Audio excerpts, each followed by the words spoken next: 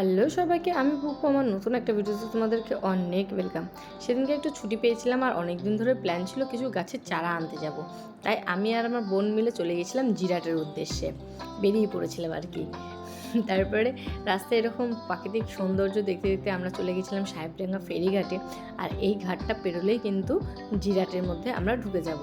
তারপরে আমরা যেতে যেতে এই যে এরকম সুন্দর একটা গঙ্গার আবহাওয়া, গঙ্গার পাশের আর কি যে আবহাওয়ার এত সুন্দর হাওয়া দিচ্ছিল কি বলবো। সেদিনকে কিন্তু খুব রোদ ছিল, তাও আমরা গেছিলাম। যদিও এই ভিডিওটা মাসখানেক আগের ভিডিও, ওই যে আমি তো পুরে জানো তোমরা সবাই, তাই আমি ভিডিও এডিট করার সময়ই পাই না। তারপরে যখন আমরা ঘাট পার হয়ে যাচ্ছিলাম, তারপরে যখন সামনে দেখলাম আখের রস, তাই দাঁড় করিয়ে দিলাম টুক করে। আর দু গ্লাস আখের রস খেয়ে আবার আমাদের উদ্দেশ্যে বেরিয়ে পড়লাম।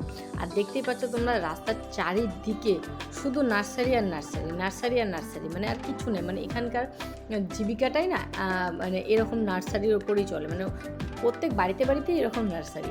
তা আমরা যে বাড়ির উদ্দেশ্যে এসেছিলাম, আমরা সেখানে পৌঁছে গেছি।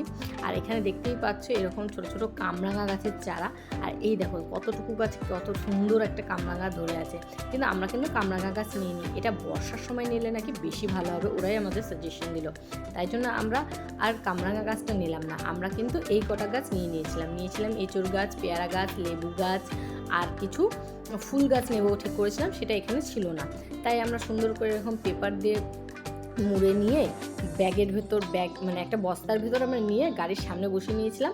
আর রাস্তার ধারে এক নার্সারি থেকে আমরা এই ফুলের চারা দুটো নিয়ে নিয়েছিলাম, কাগজ ফুলের। তারপর আমরা বাড়ি চলে আসলাম। বাড়ি চলে এসে কিন্তু সাথে সাথে আমরা গাছটা লাগিয়ে দিলাম।